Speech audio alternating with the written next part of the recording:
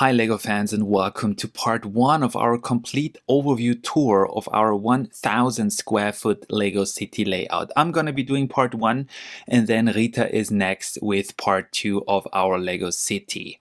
First of all, I would like to show you our beautiful main city square with all the modular buildings. Yes, there's all modular buildings that LEGO has come up with and what I believe is one of the most beautiful city squares in LEGO in the world, of course. Almost 150 minifigures in the city square alone, and of course residential and commercial buildings to the left and to the right. Here you can see the beach, the Little Asia district that Rita's gonna show you later on, but I would like to focus on the main part of our city. We have trains, a couple of train tracks running around the layout. We have the Emerald Knight. We have a lot of 9-volt trains. Also the newer ones that came out last year in 2022. We're still missing a big train station, but we ordered the Studgate from the A-Fall designer program by Bricklink. And I would like to just give you a couple of insights into our city while we look and admire these beautiful pictures here. One of the things that we really love to do is to make everything come alive. So we try to include situations and little scenes where something happens or where there's something going on, like a problem or a mistake happening. So all of these minifigures that have been placed in the city are there for a reason. We also have a lot of sig figs that were sent to us by other LEGO A-Falls, and we try to include as much story as possible into our layout here. I especially like the American Diner and the Assembly Square because I just think that these two buildings look just gorgeous. Rita, I believe, is a big fan of the Green Grocer, which is an outstanding modular as well. They have become incredibly expensive over the last couple of years. We were lucky enough to buy them at a relatively low price back a couple of years ago, and like I said, we love trains. Okay, we also love to see them running around the layout. I came back from my dark ages with the purchase of the Emerald Knight, and I have been collecting LEGO trains as a child already. We also love the newer trains like the 2022 trains, but I'm still like fond of these old 9-volt trains because that's just the time era that I've grown up with. And here we have a lot of empty space still to be built on. But we like to have a little bit of spare room because LEGO keeps releasing new sets that we want. We also have a lot of mocks inside our city, so it's basically a mixture between officially released sets. I think the ratio is like 70-30 or so. We try to implement and build more and more mocks over the time, or also like modify existing and official sets. But of course, this takes a lot of time. We started building the layout around 3 years ago, so this is the current status. This is the place where we try to include the newer modulars, so also the Jazz Cafe is gonna pop up there anytime soon. And like I said, this spare space here in a light bluish gray is reserved for a bigger train station. In the second part, Rita is gonna introduce you to our zoo and to other parts that are relatively new to Wild City, as our layout is called. And it's not just the big and fancy modulars that we love. It's also the tiny buildings that sort of like make every single LEGO city layout a magical place, like these Creator 3-in-1 buildings or these restaurants, these toy shops. Everything is sort of like adding to the overall ambiance and atmosphere. This, by the way, is our studio where we record the reviews. So we are not there at the time of recording of this video because we are obviously in the LEGO city room, but this is where we record and people can watch and like follow us live. We also are trying to include a subway into our Lego city. This is the central station with a lot of shops, with a flower shop, a bakery, a pizza shop, and a ticket office. This is by far not completed, as you can see. A lot of construction going on around the city everywhere, as you can imagine. A layout of this size requires a lot of pieces, a lot of motivation also that of course we have, and a lot of time. So it's definitely not gonna be finished anytime soon here. As we walk further to the back of our Lego city, we also see like more modulars. Especially like the look of this street here. This angle is just fantastic with all the different cars and minifigs and the facades of the buildings with the Ghostbusters fire headquarters in the back. I just love it. We try to, this is a very rustic roof here, but we try to modify buildings that did not have a roof in its original form, especially the Friends sets or like newer city style buildings that have no roof or no back walls. We try to implement that and build that so that everything looks tidy and like well built. But on the other hand, especially with this old police station here, I also like to look inside the buildings. Quickie Mart is an exceptionally well designed building. I believe you can open it. It has a huge interior actually, and I like the set a lot. What else can we tell you? There's a big contrast when it comes to different eras of Lego. Like here we have a truck that was designed in the 1990s, and here we have a relatively new trash truck that is, of course, like 4 or 5 times bigger. But we try to include all the buildings and all the vehicles and all the minifigures from all eras of Lego into our city. You will see later on what I mean by that. And it's, of course, sometimes a stark contrast between like what Lego used to release 20, 30 years ago compared to what they're doing now. As you can see here, the subway is right now like the home for this 12-volt train that we try to run on a 9-volt motor. Pretty fancy, actually. This is our shopping center. It was inspired by the big and famous Jang bricks, obviously. I do not personally like the exterior. It was just that we did not have that many pieces when we were building it around 3 years ago, but it has around 50 shops inside, fully interior, and around, I don't know, 20 to 30,000 pieces in total, I believe.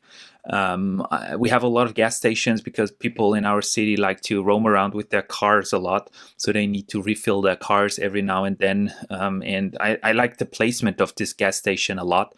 I bought it from a priest, by the way. He was a Lego fan, but he sold everything, and it has a special place in our city, actually. The crossroads of all the major streets in our city. And yeah, a lot of this is like the place where you can see a lot of like commercial shops and restaurants, like this used car shop. And there's the story with Johnny Thunder and Baron Van Baron, I suppose is the English name, where like Johnny Thunder and Baron Van Baron meet each other, but they cannot see each other because the dump truck is in the way. We also included a couple of these AFOL designer program sets into our city, like this rental bike station or the science tower that we even extended with the official base plate plus garden taxi stands here in front of the shopping center. And in the back you can see, like, the further we go to the right, the more nature you can see, like with the big park in the background that we have just currently reworked with a lot of new plant pieces, a lot of new trees that we bought in the Legoland Germany. Here in the back you can also see our big construction site that I put up there, and it's one of the most searched keywords when it comes to our Lego city. People evidently want to see construction sites, and I'm completely in that camp because I just love these cool cranes and these bulldozers and these mixer trucks. It's just every Lego city should have a construction site, I believe, and it looks so cool. I mean, it's never gonna be finished. Obviously, we always, when we get asked by our viewers, we always say, yeah, they're building a park deck, a garage for the shopping center here with the pieces for the of the Lego set 6600, the only Lego set where they have these raised street plates, I believe, that are very rare. The set is crap, to be honest with you, but the street plates are fantastic. And we used to have these street plates in the city as well, but they needed to go in favor of other designs and other buildings. They take up quite a lot of space. The problem is that you cannot run a train underneath it because it's too, it's not high enough. It's too low. What can we see here? Yeah, we have a Rita's swimming pool, like recreational mock that she's still working on with a lot of pieces from the Legoland, and one of my favorite sets, to be honest with you, 9-volt train stations that I built 2 times, one time mirrored, and it just looks very cool. I mean, you can love it or hate it, but I think the look is just too cool, and it reminds me of my childhood. This was the time where, when I was a big Lego fan as a child, and we had loads of Lego, me and my friends. We used to play and build, and you can obviously see that this place here is far from perfect. It just needs more tiling. So basically, the train is still sitting in grassland. This is not gonna work out. Here's another. This is the end of the subway line. So here I'm gonna include another station, right, and then maybe an escalator or an elevator up to the train station so that passengers can change from international train service to the subway. Okay, here we have a small train yard because I just want to have as much train theme layout going on as possible on the table. And the farm, right, that Rita is very proud of. We were lucky enough to buy 2 of these legendary farm sets that came out, I believe, almost 15 years ago. We have the Vestas wind turbine, as you can see. Also lights up, of course, if you turn it on. We try to include here fields, like a lot of animals, a small forest. Okay, this is really, really small. But a lot of farm area here, tractors and trailers, and a more rural area in the back of our city. As you can see, we also have the famous and very expensive airport shuttle monorail.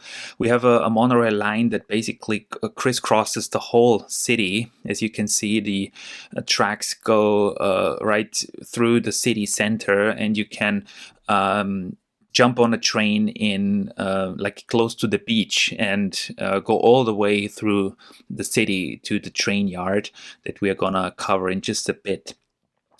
This is one of the train sets, the monorail sets that I bought relatively late into the hobby, and I paid a lot of money, right, to actually get hold of 2 of these sets. They have become incredibly expensive, like a lot of these sets. In the back, you can see the amusement park that Rita is gonna cover. This is her heart project, Disney, Harry Potter, Pirates theme park, Halloween park, a winter village, all the things that people would love to go to. I still need to make everything pretty here, and by pretty I do not necessarily talk about these sets here. So let's exclude the Shell gas station because that's cool. But the sets in the background are from a time where Lego really used to, also these sets used to make sets that were not very sophisticated and very easy. It reminded me of Playmobil a lot. You had a lot of big mold pieces, and a car simply consisted of just, I don't know, 5 to 10 pieces, very basic. You can compare it to a 4 plus set nowadays. But we, nevertheless, because these are sets that I had as a child, we tried to include them here in the city. And this is a place where, like here with the monorail, no one's gonna look at them. And we had a couple of people at our Lego City layout, and they were surprised by what Lego. They thought that these were mocks, very badly designed mocks, and we said no, these are official Lego sets. We bought them cheaply off Bricklink, I think in Belgium or the Netherlands. Like you can get these sets for like $10 or even less sometimes, and they have a special place in our city as well, despite the fact that they're probably not the best sets ever released by the company. But also these sets tell history, and they tell about like what was going on 25 years ago with the company. We also try to include a second monorail line to our city. So this is where the crane with the straight line is like trying to mount the track here. The problem is that we basically ran out of space. The only place where we could include a second monorail line is on top of the regular train tracks, but that's just a future vision. This is the end of the monorail line here, where the cargo train depot starts, and here I try to include as many 9-volt Lego sets as even possible, right? This is where Rita and I usually drink coffee and build, have a great time, and just relax a little bit after hours and hours of building our Lego city. And you can see it's pretty loaded and pretty cramped, but there's still a lot of place in between where we can add to our cargo area here. I'm dreaming of a train manufacturing plant, like a locomotive manufacturing plant. I don't know if the space is going to be sufficient for this project, but nevertheless, I think that this actually looks really, really cool. Actually, we have a castle in the background. This is the Löwenstein castle from the Bricklink designer program. The whole area is gonna change a little bit in the future. I will try to extend the monorail line back to the Winter Village. This is one of the key projects that I'm gonna tackle in the future. Right now, this place is just a complete mess because Rita and we have our minifigs here. We have everything like that we don't need at the moment placed in this empty space here. But this does not distract us from the beautiful views that we get of the 9-volt sets. And I try to, like, we have newer sets here as well, but I try to focus as much as I possibly could on 9-volt train sets, because this is what Lego is all about, at least for me. My first Lego sets as a 4 or 5 year old were 9-volt Lego sets, and I collected them. I loved them, and then I came into the dark ages, and trains was what brought me back. So you can see a lot of trains, a lot of cranes, these depots, these red train engine jets, ramps. My vision for this was the old 1990s catalogs from Lego, where they always had like these cool advertisements for trains. This is gonna be completely redone because the train track is obviously very curvy and very unrealistic here. You can see the switch, the point actually extends out to the street here. But never mind, right? This is Lego. You can do like rebuilds of everything. And I'm gonna definitely do that. And it's pretty complicated to realize a layout with just one radius of track, right? Lego just gives you the straight tracks and one radius of curves, and this is really complicated to get everything going with the street layout and with the cranes and everything. So I'm probably gonna buy a couple of other train sets or track sets from FX Bricks as soon as they come out here in Europe. And I've been collecting these cars, these train cars, for a very long time. So I tried to put as much as I could onto the table. I know it's a lot. It's probably too much, but we're gonna probably extend the table even a little bit more to the right here, so that we I have more space here in the train yard, because Lego just, I mean, they pretty much have stopped releasing a lot of different train sets over the years. There's just like 2 trains coming out every 4 years or so. But if you like have them all, or pretty much all, it's still a lot of material that you want to display and that you want to have on your tables here. Like we have this train engine shed, like in 4 different versions here. And I just love this set. This is one of my favorite Lego sets of all times. Unfortunately, the roofs are a little bit dusty here. I actually don't know why, but dust is an issue, of course. We clean the city every once in a while.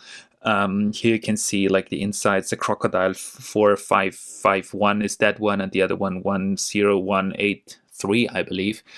And I just love the looks of it, the insides of the buildings, where every time something different happens, we also like to rearrange the minifigs and change the scenes. And like this is one of the most expensive parts, I believe, this yellow thing here.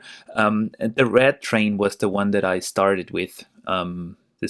This mass train is also one of my favorites. I bought this in Legoland, by the way, around 10 years ago. I bought a lot of these small cars and trucks. And this is the first Lego train that I owned, together with the train wash, which is a very exotic set. And every person that comes to our Lego City asks, what is that? I've never seen that set. It looks like it comes from a space line, but no, it's a 9-volt train car wash, basically, or train wash, that we have included here. It's not very realistic, but nevertheless, you can wash like 1 or 2 of the cars if the train reverses and like, yeah, is getting pretty again. Horizon Express, also one of the very, very beautiful trains in our city. It sits here on the very edge of our tables. Very dangerous sometimes. And by the way, we should do a video where we also let our trains run in the near future, because then you can see a lot more action going on. This is the mine that sits inside the big mountain. Let's call it big, right? It's a lot of pieces, a lot of work that's been put into this mountain here. And my dream is to extend the mine and have like an underground layout as well, just like the Changbricks city, if you know it. Coming back to the forest here, like my mother, she's really good in building trees and nature-related stuff. So this is what she was doing, and I really love this scene here. It's just so green. It's just so natural. The only thing is that this needs to go. Yes, pretty much everything needs to go, because we want to have this area a little bit more mountainous, a little bit more hilly. Everything is now really flat and really straightforward, and we want to have a little bit more variation in the city. So that's what we are gonna do in the near future. Here in the back, I also included, because we're pretty far away from everything, right? The layout is around 16, 17 meters in length.